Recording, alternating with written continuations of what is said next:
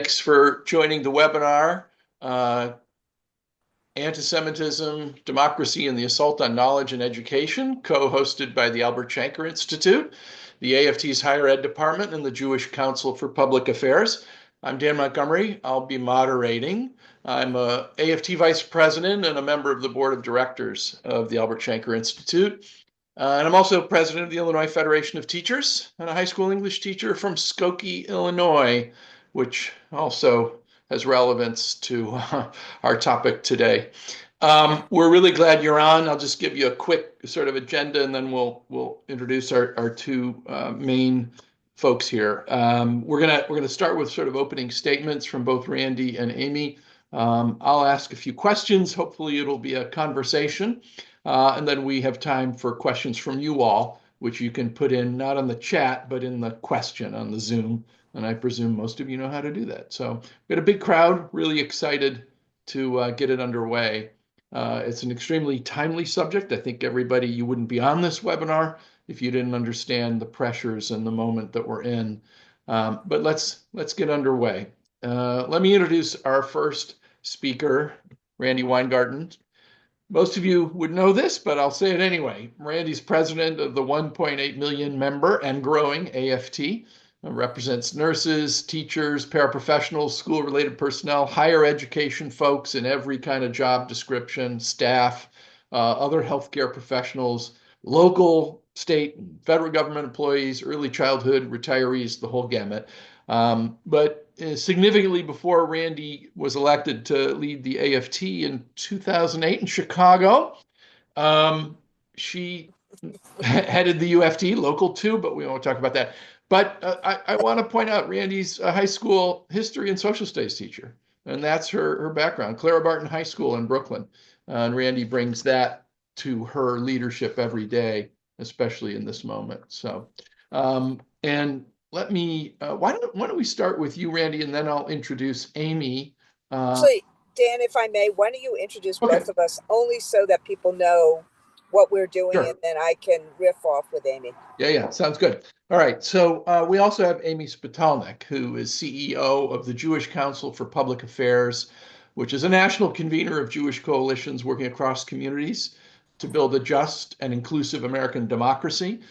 And Amy's nationally recognized leader on countering anti-Semitism, hate, extremism, and protecting democracy. She previously served as executive director of a group called Integrity First for America, which some of you may know won a groundbreaking lawsuit against neo-Nazis, white supremacists, and the hate groups that were responsible for the Charlottesville violence. And Amy is a graduate of Tufts University, which has been in the news lately for the very subject we're talking about. But Amy and Randy have forged a strong partnership. I saw Amy for the first time. I got to meet her in January at the AFT's legislative conference, where she spoke very compellingly about the moment we're in. So welcome to the both of you. And Randy, we're going to kick it off with you. Great. So I am in, can you hear me? Yeah. Can everybody hear me? Good. I am in a car because, of course, the flight situations have been terrible. And so thank God I got off my flight, and so I'm doing this from a car.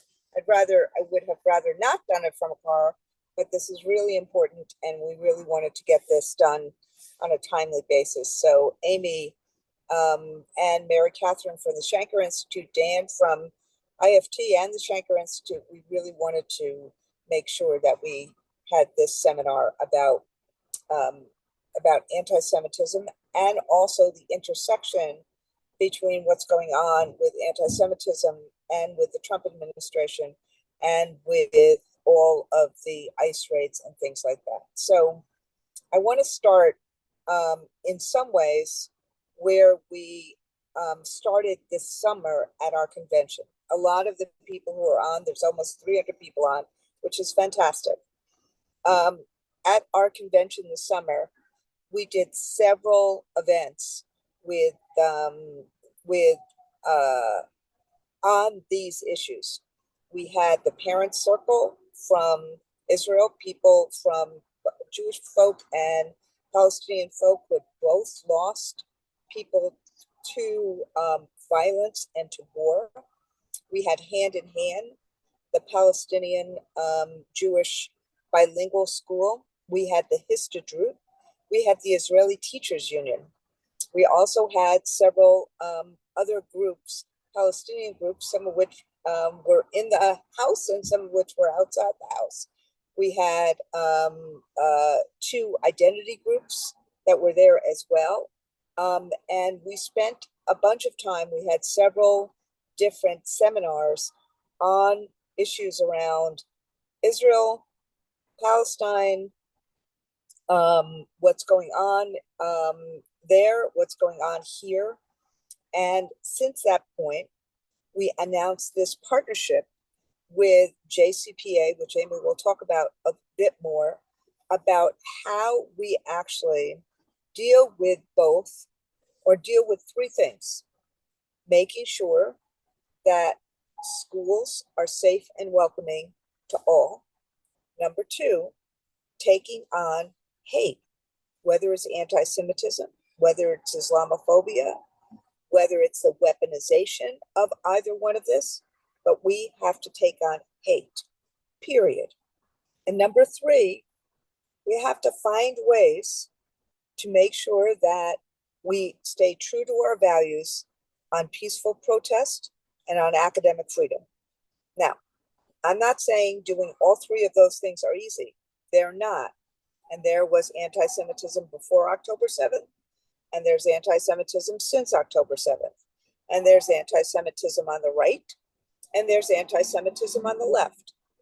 So we, as a union, have tried to deal with all of this in a very, very, very fractured and a very highly emotional arena, particularly when people feel unsafe, and particularly when and since there's been a war that's ongoing since October 7th in Israel and in Gaza.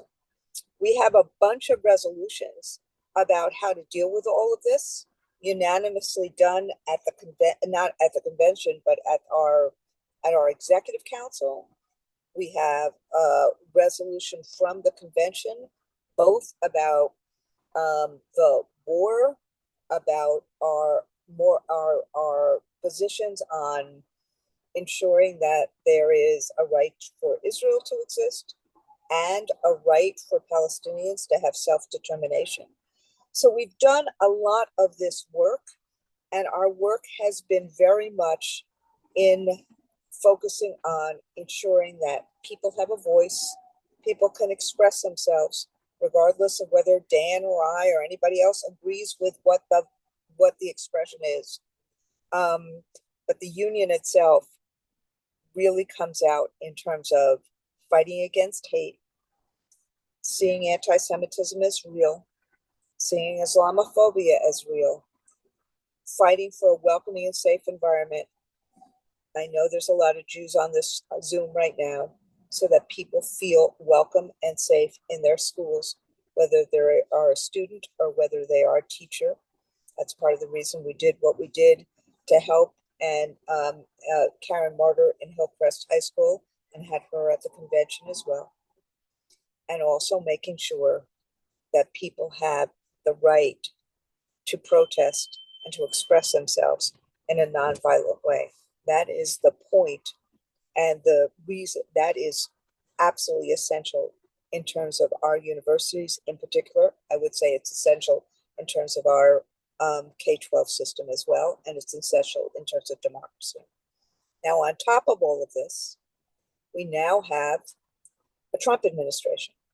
The Biden administration, you saw the second gentleman took on the whole issue of anti-Semitism and fought to actually have anti-Semitism be something prominent in that administration. And you also saw about 7 out of 10 Jews in America vote for Harris. I'm only saying that not politically, but I'm saying that because people felt and saw that in a real way. The Trump administration is handling it differently. I'm glad that they're concerned about anti-Semitism. I wish they were concerned about all sorts of other discrimination as well. But what they're doing is actually doing it in my judgment, in the wrong way. And in my judgment, and now I'll say it very personally, I think they're actually going to make Jews less safe, not more safe, because of the things that they are doing. And I say that as a Jew.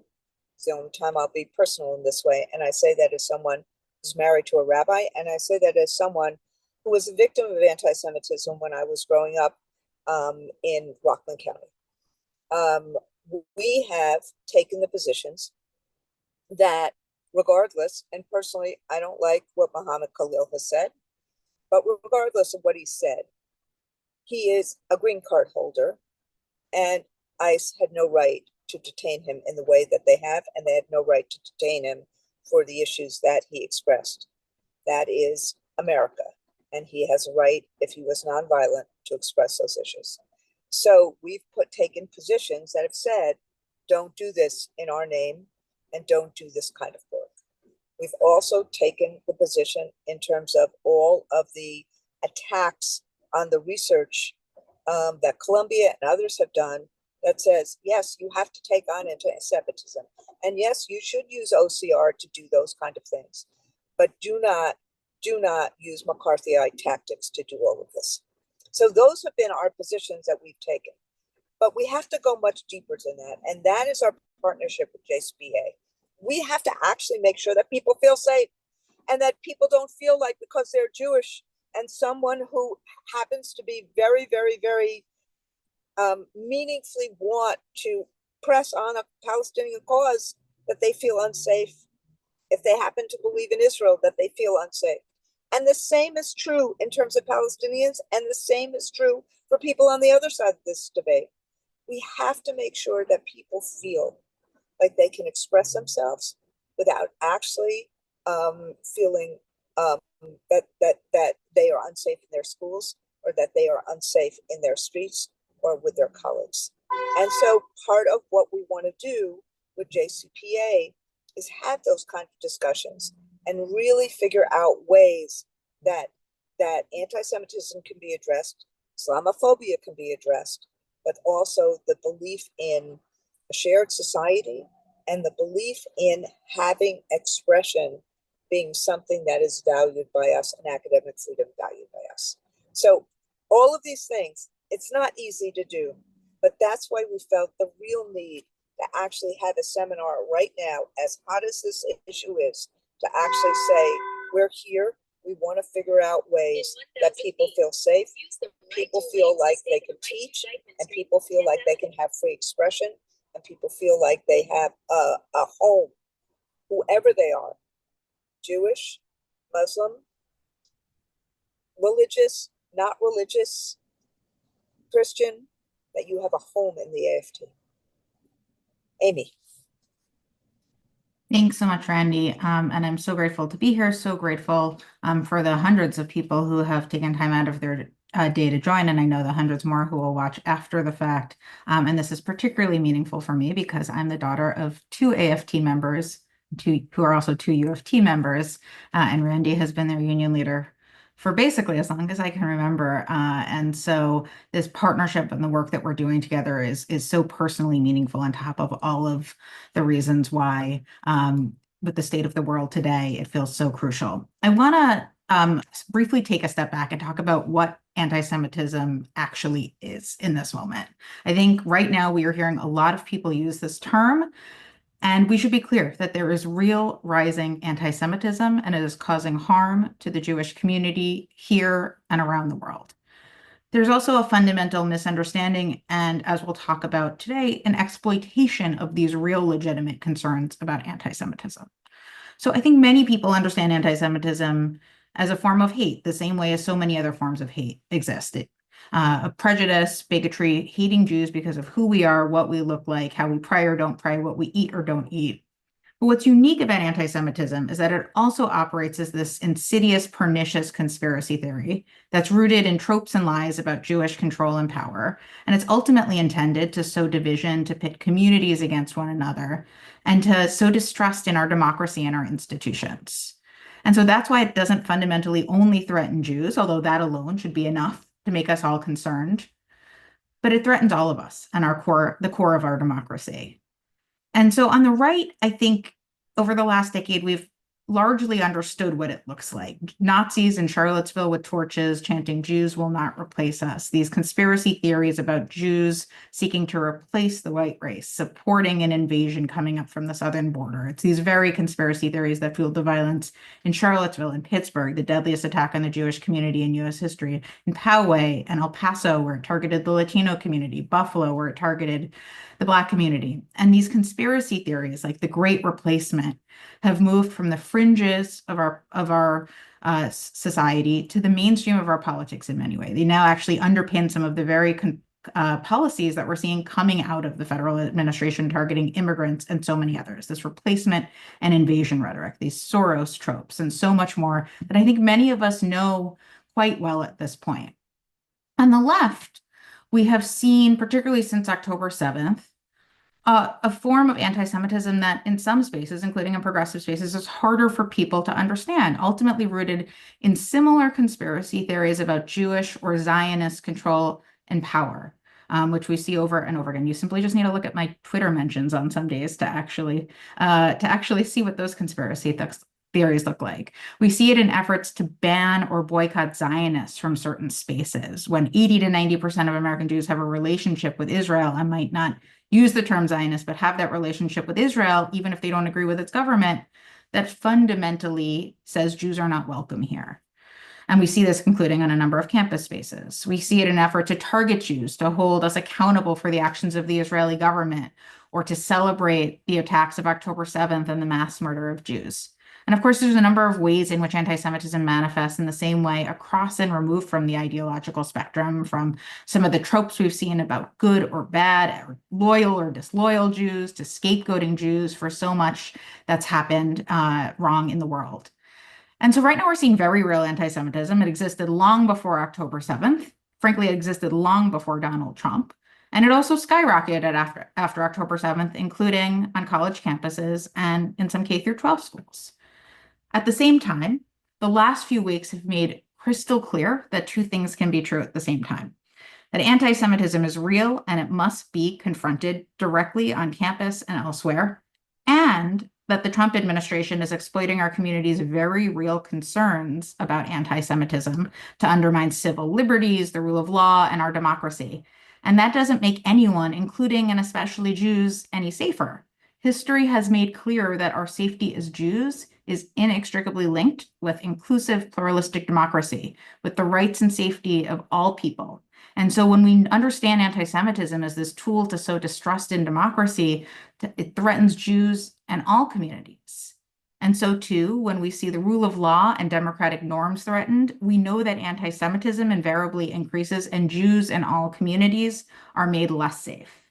Yet with the arrests and deportations of students, with the massive federal funding cuts to universities, our core education institutions that have been so important, frankly, to Jewish advancement in this country, the Trump administration is now exploiting our real legitimate concerns about anti-Semitism to undermine civil liberties, the rule of law, due process, our core institutions, and our democracy itself. And we know that this isn't happening in a vacuum. It's happening alongside the broader weaponization of the federal government to undermine checks and balances, democratic norms, and the rule of law, to attack those who don't conform with the administration's worldview, including scapegoating immigrants or people of color or transgender people, to advance draconian and unconstitutional policies, to dismantle core agencies and programs, including the Department of Education, as I'm sure we'll talk about, to pardon violent insurrectionists while removing or attacking public servants, by, of course, allowing the takeover of the federal government and classified information by Elon Musk, who he himself has trafficked in direct anti-Semitism, and who's an unelected, unconfirmed, and unvetted ally of the president.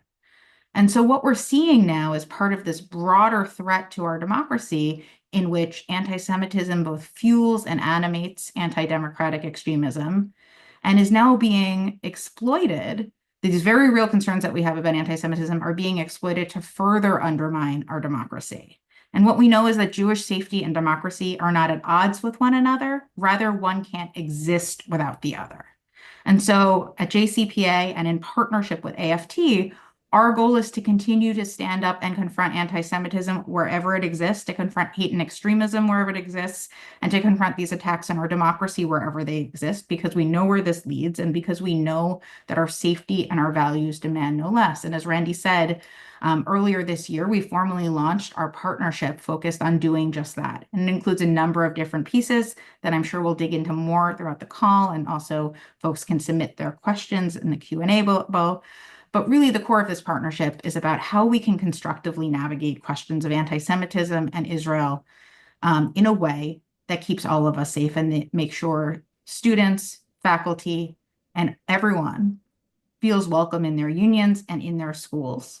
How we can better build trust and relationships between local Jewish communities and their local teachers' unions, where we know in certain communities around this country, those relationships have been fraught in certain ways. And it is so important that we bring folks back to the table and find a more constructive path forward.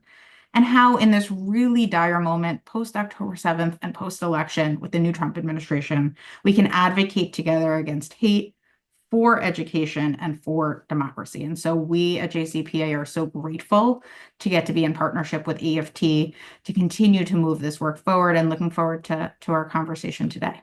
Great. Thank you, Amy and Randy. And we appreciate there's a lot to dig into here, and we already have a lot of questions. So we'll get to questions, and I would just remind folks, if you do want to ask, you can do it through the Q&A feature on Zoom, and we'll get to as many as we can in a few minutes. Let me go back. Amy and Randy both used the term weaponization of, the fight against anti-Semitism and the fight against anti-Semitism. And let's talk specifically about higher ed for a moment, right? And I think like you laid out, Amy, well, what's happening, what the Trump administration is doing on campuses, in many places, not just the 60 that got the letter, and, you look at Columbia and things like that.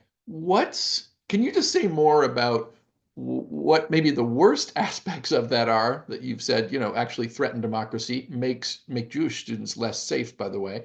But what should campuses be doing? What's a better response to deal with legitimate anti-Semitism or anti-Muslim, anti-Arab hate on campuses without impinging academic freedom, without impinging on people's, First Amendment rights to democratically express themselves? I'm taking that first. Sure. Yeah. Very happy to start. Look, I think what we've heard largely from students and faculty around the country, and I spend a lot of time on campuses. I was at University of Michigan a few weeks ago. I've been at my alma mater, Tufts, a number of times.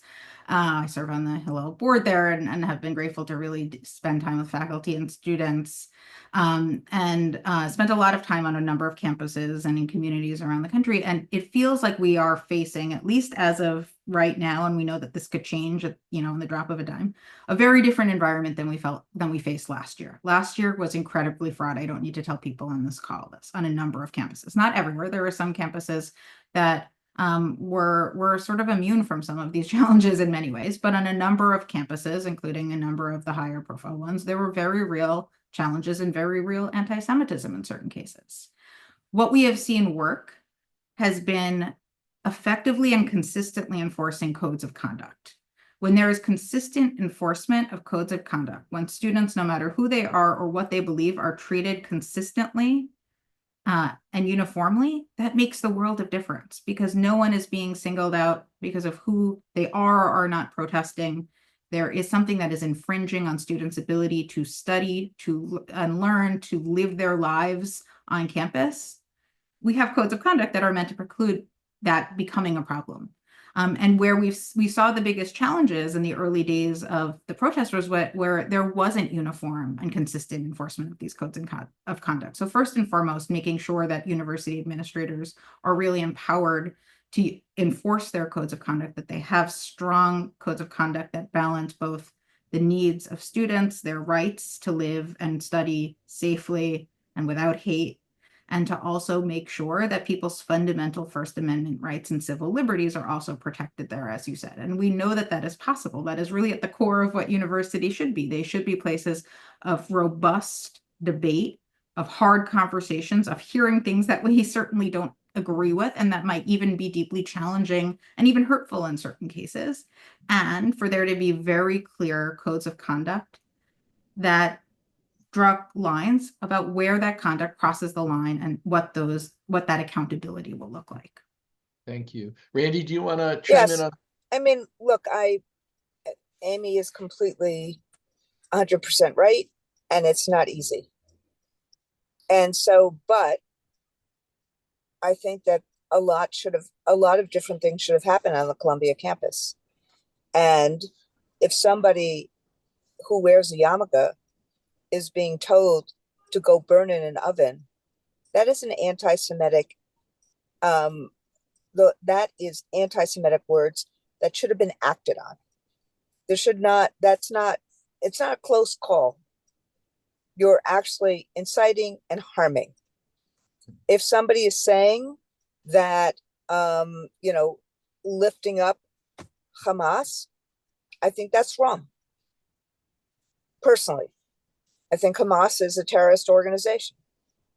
And, and the issue about whether or not people are called freedom fighters when they're terrorists, I think there's going to be a bunch of questions about, is that speech? Probably, as as much of an anathema it is to me, it's probably speech that is covered in a protest unless it's violent. Mhm. So there's lines here that will be hard, things that I fiercely disagree with, but I'm going to protect the speech. But when they become incitement and violence to individuals, that's incitement and violence, and something has to be stopped. I think that there's a lot of different campuses that figured out how to do this, and there were several high profile campuses that did not. And then, unfortunately, in what happened in Columbia's case, there has been a lot of texting and other kinds of things that showed that there was people who didn't have the best interest of students at heart and were part of the problem, not part of the solution.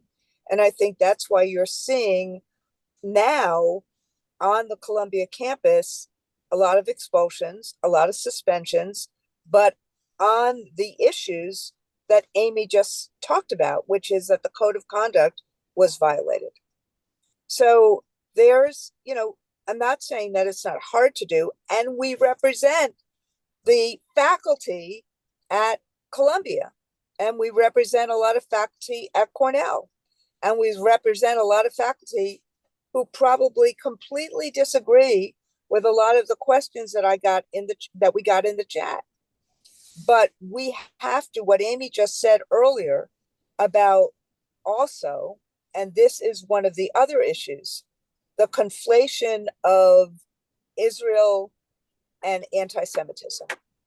And so the question, I always think about it in this way. Any criticism of America, is that legitimate criticism or not legitimate criticism? Can you criticize America? Can you go to a hands-off rally on Saturday? And is that going to be, are you going to be charged with incitement if you criticize America? The same is true in terms of Israel. Can you criticize Israel? Can you not criticize Israel? If you criticize Israel's right to exist, does that get you borderline to, is it anti-Semitism? And this becomes the very difficult question, because if you actually start saying Israel has no right to exist, but you don't say any other countries, like, I don't know, China, any other countries like Syria have no right to exist, now that does raise to the level of anti-Semitism. In some instances, it could. That's part of the difficulty that both of us, both Amy and I, have in terms of, is this on the left anti-Semitism? So the engagement of people about what this means, if you're actually trying to get rid of a particular population, one way or the other, is that anti-Semitism? Or is it also anti-Palestinian? So part of what we're trying to do is the lines, if you spit at somebody who wears a yarmulke, that's anti-Semitism. Everybody sees it that way. If you say you Jew should go to hell, that's anti-Semitism. But this kind of pitch battle over the issue of what happened in Gaza, that's part of why we have this work that we're doing together to figure out the next stage, which is what Amy talked about. What's safe and welcoming? What's the code of conduct? So not just what the intent behind the speech was, but what was the behavior? And if the behavior violates a code of conduct, that has to be adhered to regardless of what the intent was. Okay, thanks, Randy. And to Amy's point about the codes of conduct that you were mentioning, Randy, I would just offer, you said we represent higher ed all over. The AFT represents higher ed folks all over the country, including here in Illinois. And, a value is shared governance, right? Those codes of conduct, our faculty want to say in how they are developed and what they say. And we know in too many places that has not happened with faculty input. Let me shift a little bit, taking from something you just said, Randy, to K-12. And I think I just want to say we have a few people who've raised their hand, and I would just say we've got over 300 people on the call, which is fantastic. And the call's being recorded, and there are other people who registered who will, when it's available tomorrow, want to watch it. So we're going to have a lot more than 300 people see this. But if you have your hand raised, no need to raise your hand. But if you have a question, put it in the Q&A feature on Zoom, and we'll try to get to as many. And I think I'm going to go to a question right now that moves us to K-12 speech. And actually, Dan, let me just make sure that because somebody said to me I wasn't clear. Violence is not free speech. Destruction of private property is not free speech. We're talking about free speech, but I wanted to make sure that I got to the hard questions that people were asking about in the chat. So that's what I tried to do. Yeah. Okay. Thanks for that. I went to in January for the anniversary of the liberation of Auschwitz. You sent me, Randy, which I appreciate, to a seminar there that was about the teaching of the Holocaust. And prepare for that, I talked to a lot of social studies and history teacher colleagues here in the States in K-12, who to a person basically said this is the hardest moment ever in their careers to teach post October 7th, because from sort of both sides, if you will, a lot of students looking for that teacher to be wrong. They're afraid of saying the wrong thing, which really worries me, right? As an educator and as a citizen, we can't have teachers afraid of teaching, especially if they start to back off the teaching of the Holocaust or difficult histories. So a question from Jill is, what does the right to protest and Palestinian self-determination have to do with K-12 education? So we're going to that's Jill's question. I'll say it again. What does the right to protest and Palestinian self-determination have to do with K-12 education? I think it's a good question. So let me talk about it from a union standpoint, not from the standpoint of what we can and can't teach, which is a whole nother standpoint that we should be talking about. When we fought for Solidarność in Poland and fought for freedom for educators and for people from communism, we didn't get this question about whether or not a trade union who is devoted to democracy here and abroad should be engaged in democracy here and abroad. We as a union are engaged in democracy here and abroad. We are engaged as part of Education International, as is NEA, with teachers all across the world. We are engaged with trying to fight for democracy and peace all across the world. And I would actually argue, given globalization, what happens across the world happens here as well. And so this is something that any teacher or any member at our conventions can put any resolution in about anything. That's their rights as a member. And so part of what we tried to do in our resolutions this year was to create some guardrails about not only about and some positions about where we stood. And we were very critical of Netanyahu. And we basically when we not only were critical, we slammed Hamas. In fact, we got a lot of criticism about how we were the only union, or actually one of only a very few unions, who actually slammed Hamas after October 7th because of what they did and how they violated lives and murdered people.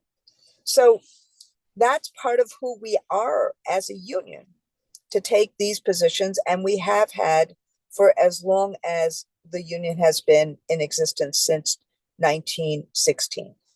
And that's part of what people are entitled to do at our conventions, and locals are entitled to do it as well. We would hope that after we take a position nationally, as we have about the conflict, that our locals would see that position as guiding in terms of the union. And there were big fights at the convention about whether or not the position we took in January, which was that we believe that Jews have a right to have a homeland, and we believe that Palestinians have a right to have a homeland, and we believe that that there needs to be peace in the land, that the hostages needed to be brought home, and that there needs to be humanitarian surge. And that was a position that we took at that time. Now, there was a lot of debate about it. There was the debate about whether there should be boycott sanctions. That went down. There was debate about embargoes and arms embargoes. That went down. Overwhelmingly, the members took the positions that are in our resolutions right now. And so that's what we have done nationally in terms of positions. Okay, thanks, Randy. So I want to just kind of go back into where we were a minute ago on democracy and higher education here. And today, you know, there's more news, more Trump attacks on DOE and things like that. So can you, maybe I'll turn to you first, Amy, on this, make the nexus for us between the harm, between Jewish safety, harm for Jewish students through anti-Semitism, academic freedom. What is this attack on the DOE? What's the connection there between what the administration is trying to do around those things and fighting anti-Semitism? Yeah. Look, there's so much to say, and I'll say particularly to build on what Randy was just saying, part of all of this is how is the attack on knowledge, right? How we can have robust conversations about the issues of the day in a way that protects students no matter who they are, that is rooted in shared humanity and dignity of people around the world, including here, and how we can empower educators, administrators, and others to facilitate those sorts of conversations rather than reinforcing the sort of zero-sum binaries of these debates that ultimately lead to the sort of harm that we've been talking about, including on campuses or in K through 12 schools, when we are so focused on the sort of zero-sum approach to understanding Israel and Gaza that we lose sight of the humanity and dignity of anyone involved, whether it's there or here, in terms of the ripple effects of the conflict in terms of anti-Semitism and other forms of hate. On this question on the Department of Ed specifically, there's so much to say about the ways in which dismantling DOE fundamentally cuts to the core of Jewish safety. And I'll say first and foremost, right, if this administration were serious about confronting anti-Semitism, there are so many things it could do. If it was serious about confronting anti-Semitism on campus, it would start by not dismantling the Department of Ed and the Office of Civil Rights, which is the core office at the Department of Ed tasked with protecting the civil rights of Jewish and all students. But we've seen a decimation of OCR over the last 2 months. It was already operating with far too little resources, even under the Biden administration. During the Biden administration, there were over 50 cases per caseworker there of people who were assigned with investigating claims of anti-Semitism and other forms of discrimination and civil rights violations on campus. So we already were coming at this from sort of a crisis level when it came to protecting students in K through 12 schools and universities. And that was the starting point. Trump has now come in, and he has wholly dismantled OCR. There have been offices shut down around the country. We are seeing a total decimation of the very office that we have intended to protect Jewish and all students' rights. And so first and foremost, that is the most obvious and immediate way in which we know this is having ripple effects. But the ways in which the Department of Education and the core function it plays in our society is so inherent to Jewish safety and rights it's I mean sort of embedded in my own story, right? My grandparents were Holocaust survivors. They came here with virtually nothing, and they worked, there was seamstress and a taxi driver. Both my parents, because of public education, became New York City public school teachers, and they worked tirelessly as teachers, and in turn gave me the ability to through my own public education, build the life that I'm now having. And hopefully my daughter will go on to go to public school when she's old enough in a few years. And so the ways in which Jewish safety and advancement in America is so inextricably tied to our public education system, I mean, you just need to ask any of us about our personal stories to really understand that. And so to see the decimation of our education system,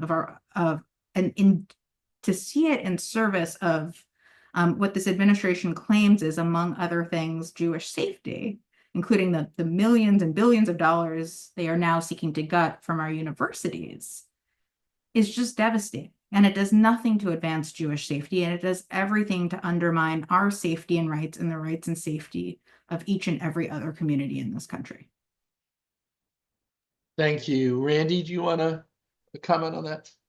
I think Amy is completely, and I'm glad we are segueing to this. I think Amy is completely right. It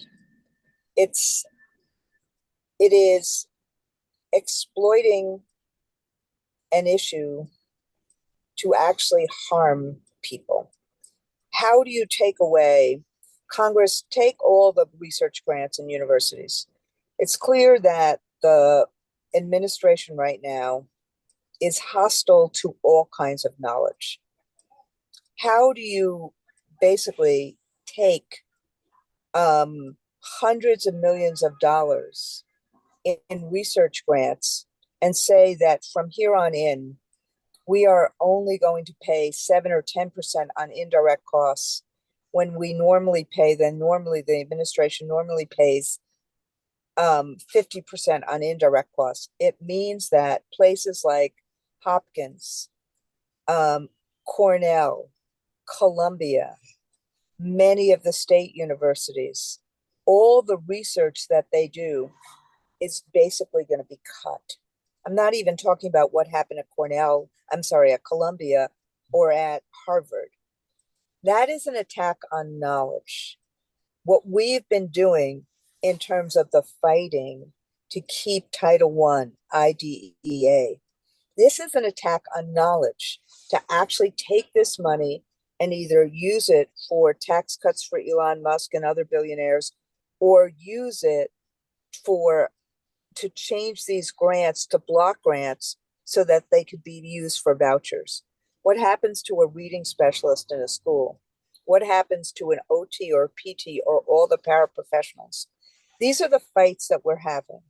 And the other fight that we're having is the issue about what you can teach in classrooms. So the memo that came from the Department of Education today essentially said, states, you must certify that there is nothing that's happening that involves diversity, equity, or inclusion. So does that mean you can't have a Jewish heritage or a Juneteenth celebration in June? Is that what that means? Does that, and just like they did with Columbia, does that mean they're going to take all the Title I money of a summer school program or an after school program because a school has a Juneteenth or a Jewish heritage celebration or a gay pride celebration in June?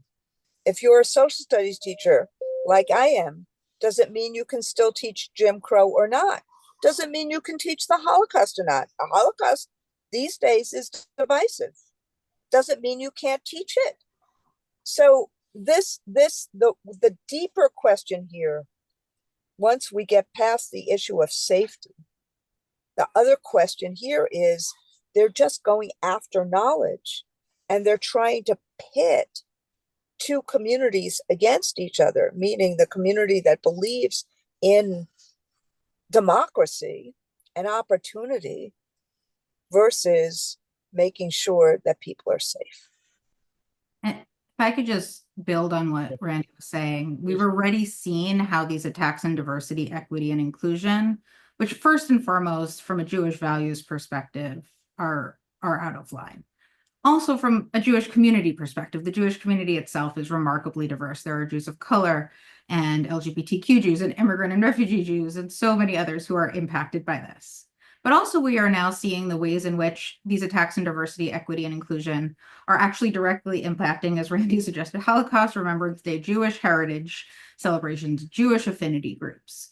And so if we as Jews think that this is not going to have a direct effect on us, we're fooling ourselves. And the ways in which these attacks on diversity, equity, and inclusion are being used to pit communities against one another, divide, sow division and distrust, and ultimately undermine the right that all of us have to live freely and safely and to live and learn about our history is clear.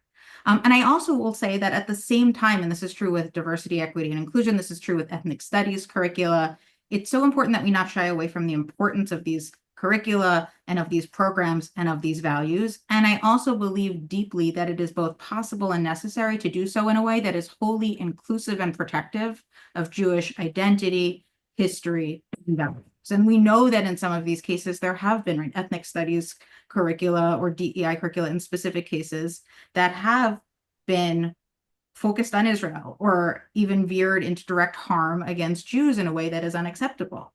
And what we can do as Jewish leaders, as educators, and others is make sure that as we advance these values, as we advance diversity, equity, inclusion, and ethnic studies, and all of these values and curricula that are core to what this country should be at, and how we ensure all of us are truly safe and seen in this country, that we do so in a way that is inclusive and respectful of the Jewish community as it should be of each and every other community. Thank you. The high school teacher in me loves everything you just said. I just want to say a couple of housekeeping things because we are heading towards the hour time limit that we set. And of course, look, an hour is insufficient to really cover all this stuff in the way we'd love to, but I think everything that's happened here has really been quite useful. I want people to know that tomorrow, this was recorded, it'll be available to watch again, but tomorrow the Shanker Institute will send through the email used to register resources from both AFT and JCPA. So really appreciate that. Let's conclude with that a little bit if we can. Just going forward, we'll make this a little bit more positive looking. Randy and Amy, you talked about the partnership between AFT and JCPA at the beginning. Can you say a little bit more about that? I mean, what if for educators out there or just other folks who are interested and worried about these issues, what does the partnership offer? How does it help us move forward? And what would you say to people on the call for how we move to a better place among these issues? You want me to start, Randy? Yeah. Great. Well, look, I think to step back, we're at a moment when the loudest voices are seeking so desperately to pit our communities against one another. We're seeing it from the far right, we're seeing it from the far left, and it is making all of us less safe. It is making Jews fundamentally less safe when we're treated as sort of a political football in that regard. And it's not allowing us to actually build the strong, inclusive, broad coalitions we need to protect democracy, to protect public education, to counter hate, and to do all of the things that are inherent to our safety and long-term futures. And that's exactly what extremists want. We're living in this highly polarized, highly divisive moment, and it's operating as this constant feedback loop in which this division and extremism is reinforced in a way that makes it harder and harder for us to actually come together in the way that we need at a moment when it's more urgent than ever. And so that's really the idea at the core of this partnership, that these extreme voices, whether they are on campuses or in our politics or elsewhere, are seeking to really sow division. And we know that despite some of the challenges that have existed between local Jewish communities and local unions or some of these other sticky issues that we know are real, there is so much more at stake if we can't figure out a way to work together constructively and effectively and rebuild relationships and trust. And so there's a number of things that we can do. One, I've been really grateful to be working with Randy and the fantastic AFT team already on workshops and programs that we've done at AFT's convenings and conferences focused on understanding anti-Semitism and how we can counter anti-Semitism and broader hate on campus in a way that is truly effective, constructive, and inclusive. And we're going to keep working on that.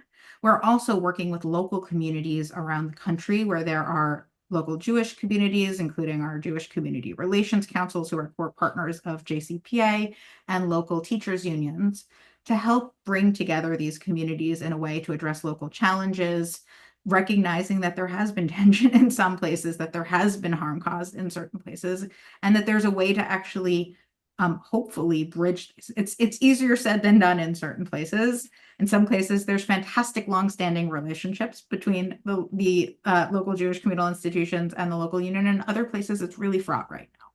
And our goal is to figure out how we can begin to do some of that work to bridge those challenges, to lift up models of success, and figure out a way to advocate together against hate, for democracy, for our public education, for our institutions at a moment when they're under such threat, and when we need to make sure, as Randy said to start the call, that every student, every faculty member, every educator feels safe in their union and in their school, which is goal number one. And so there's so much more that we will be building out, I think, certainly in terms of how we on the national level also find many reasons to partner on shared advocacy and values in the months ahead as we look towards, again, the dismantling of the Department of Ed and so much else that's coming down the pike. We know will be significant. But if folks are interested in working with us, just reach out to JCPA or reach out to AFT. And there will also, I'm sure, be resources in the email that goes out tomorrow. And let us know what's going on in your community and how we, through this partnership, can work and support you in moving forward. Great, thank you. Randy, do you want to chime in on Thank that? you, Amy. And I have been trying to look at the questions Yeah. in the chat as we've been on the Zoom, because we want to be responsive to many of them. There's a lot. There's one of the reasons we have this partnership is that there's a lot of fear, and you can hear that and see that in the questions that we just saw. So we kind of veered off to kind of deal with some of that fear. Let me be really clear again. We are meeting with different groups and teachers in different locals. When we see fear, we're going to fight that fear. Nobody should fear, because nobody should be attacked in any way that is anti-Semitic. Period. Full stop. And part of what we're trying to do is figure out not only how to say that, not only how to go to an administration and say stop, but also figure out what the underlying issues are so that we can actually rebuild the trust in a community. That's part of what we're trying to do in this partnership. The second piece we're trying to do nationally is to not let communities be split apart like they were in Ocean Hill-Brownsville, like they have been in other times, in other history, throughout thousands of years, when Jews got blamed, and then that blame turned into from incitement to murder. We are trying to figure out ways to ensure that we can have the pluralism that actually has been the single most important piece in America that has helped all communities succeed, particularly the Jewish community. That's why knowledge and opportunity and fairness and due process and all these things that Amy and I both talked about tonight are so important. But I see a lot of fear in the chat, and I also see a lot of what people are saying. I see a lot of terminology that I wouldn't normally use. So this is the first of several times that we will get together if people want it. If people have found that this has been helpful, and there are certain other things, write us in terms of aft.org, write to us at aft.org, write to us to tell us what you thought was helpful here, what wasn't helpful here. And we're going to try using this partnership to meet with different groups and different locals in terms of trying to create the pluralism, the understanding, the codes of conduct that we think that people need to create a trusting community, even if they disagree on issues like Israel and Gaza. That's part of what we're trying to do. And we're also trying to make sure that this administration can't use this kind of weaponization against groups who are trying to make sure that we create opportunity for all and dignity for all. Just like we went out and said, no, you can't ban books, and we gave books away instead of banning books. No, you can't stop the teaching of honest history. Teachers have a right and should have a right, and kids should have a right to learn that. No, you can't stop research grants because you don't like how Columbia handled certain things. That's what we're trying to do here. And I really, really appreciate this partnership with JCPA in terms of trying to tackle what everyone on this Zoom is saying is a really important issue for their safety, for ensuring that they feel seen, and for ensuring that they feel safe. Thank you. Thank you, Randy. Very well said. And so may we all work towards that trust that you lined out. So that's it for tonight. We really appreciate, on behalf of the Albert Shanker Institute, Randy and the AFT, Amy and the Jewish Council for Public Affairs. As I said, if you registered for this, we have your email. We will send you resources in the next day or so, and the link to this webinar will be posted so people can watch it and share it as well. Let me just say again, on behalf of the Shanker Institute, how much we really appreciate this. And I'm glad to hear you say, Randy, too. This can be the beginning of other conversations, not the end all and be all. And Lord knows there's a lot to talk about in this moment. The Shanker Institute that's committed to advocating for labor, education, and democracy. And that's what this was all about tonight. So thank you, Randy. Thank you, Amy. And thank you all for joining. Appreciate it. Take care, everybody. Thank you Good so night. much.